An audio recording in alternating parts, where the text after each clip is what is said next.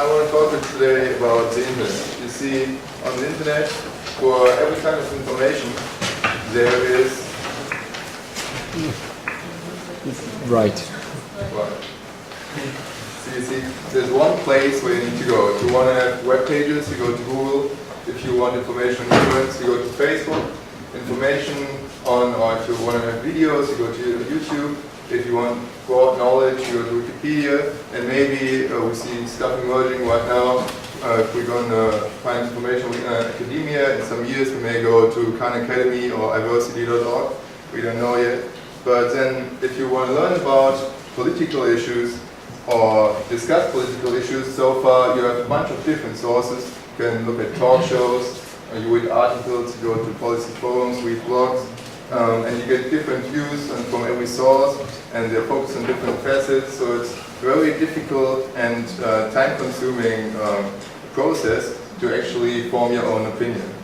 And that's why people who are generally interested often, but also have other stuff to do, don't have enough time to focus on that, and often get confused, have inconsistent views, lose interest, or end up with extreme views, which of course is a huge problem for democracy, especially as issues get more and more complicated every day. So I think we really need informed citizens, and it was bothering me a lot, and I thought there should be this one place for political discussion where you could get in a short time a structured overview of all the arguments that experts give, politicians give, that users came up with, and you should be able to participate in this discussion yourself.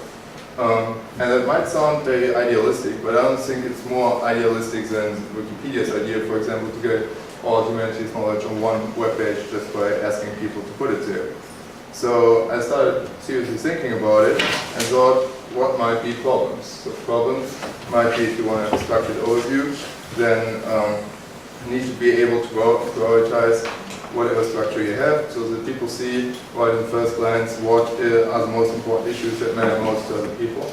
And you need to do that in an unbiased way, prioritize in an unbiased way.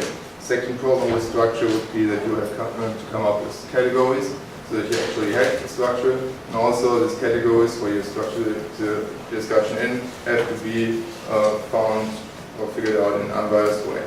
Also the second problem, efficiency. It's actually the first on the slide, doesn't matter. Efficiency, you want to be efficient, time efficient, put a huge debate in short time so that people who don't have as much time can get an overview in a short time, but you don't want to get superficial. So there's a challenge. And then also when you filter out knowledge, there's always a danger that you do that in a biased way, because you always have your own opinion, and there's another challenge there. But I think the tools to overcome these problems are already out there. So I looked at the web and started off with the question, what is a good way to organize a lot of information? And certainly the first thing that comes to mind is Wikipedia, but then Wikipedia doesn't have a way structure. You can see the most popular Wikipedia article. You can just search for different issues. So that wasn't a good concept. And the next thing that came to my mind are forums, because in forums you have categories and subcategories, so that you can actually have a structure of different issues belonging together. Then, as I said, with structure we have the problem that we have to find the categories in an unbiased way.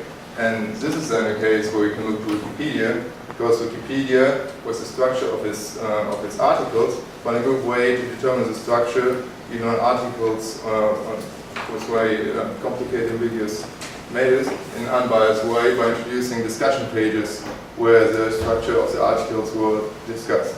And I'm going to come to the discussion pages later, how they could look, but I think that's a very good idea to determine the forum structure. Second, what I said about structure is that you need to prioritize. So in a forum, to prioritize the different categories and different subcategories in a way so that you see what matters most to people, what's most important at the moment, and that as the top. And we need to find an unbiased, democratic way. And I found a very good way to do that would be Amazon customer reviews. So Amazon had a system for its customer reviews, or still has, where you have different reviews. There's actually a slide missing, there should be one in between the lower section, where you have different reviews, and those are on the top that got voted most on. So that you have the order in the list determined by how how helpful people found these reviews, and you could apply that to categories in forums or to posts in forums. So that would be a democratic way to organize the categories. And in the categories and subcategories, you would have policy proposals. And of course, it should be open to everyone to submit new proposals or submit new categories. But then on the proposal page, we just don't have one certain order. We have two different sides. We have arguments for the proposal and arguments against the proposal. And we want to have two different opinions displayed on the same side. And again, Amazon, this is where this slide comes in, it's a very good way, because on the top of the customer review page, you have arguments or reviews from customers who like the product and reviews from customers who didn't like the product right next to each other. And it's the highest order reviews of both opinions. And that's the kind of way how you could organize these proposal pages. You have two columns, and the highest quoted arguments of the one column on the right side and the other way around, so that you get a good first glance of the best arguments. You could also see what people who are familiar with the discussion, people who have actually thought about the issue, think, if you see what column got voted on more.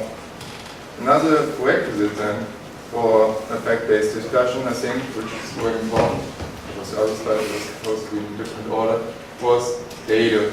And data, so far, if you want to get some to back up your arguments, you will find it in lots of different places, mostly in these big tables, and put it in your calculator. You need to collect it, it takes a long time, and it's pretty boring. But then we also know from TED, for example, there were presentations on Gapminder and Pivot, that today there's a possibility to present, that's what it looks like, to present data and interactive software where you can actually compare, visualize, and calculate the data in an interactive and fast and fun way.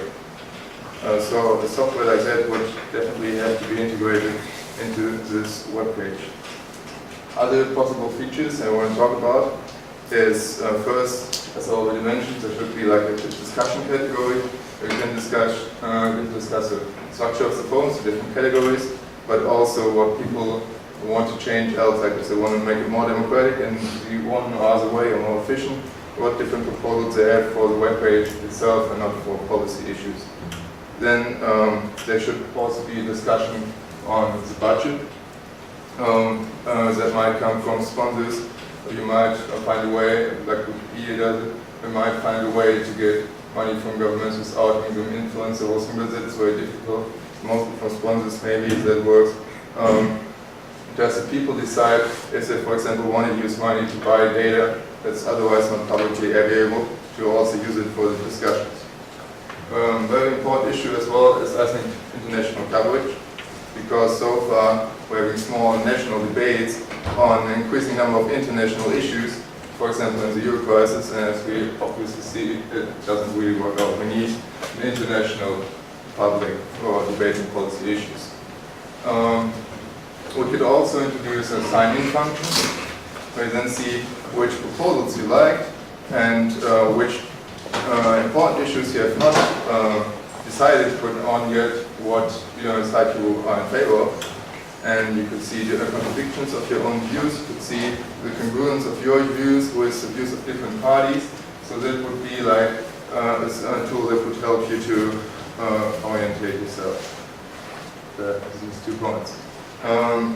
So as I see it by looking at the web today, there's already everything we need to design this one page to have data and arguments from politicians, talk shows, experts, and the crowdsourcing power of thousands of people come together to one deep, structured and comprehensive debate. And it is also good and then possible to get a good overview over this debate in a simple language, where we think that's in a democratic way, organized, easy access, and it's time efficient. So I think it's not only possible, but it will also have an enormous impact, fostering interest, participation for people, education, and international communication, and therefore lifting the public debate on a whole new level. So why not start now?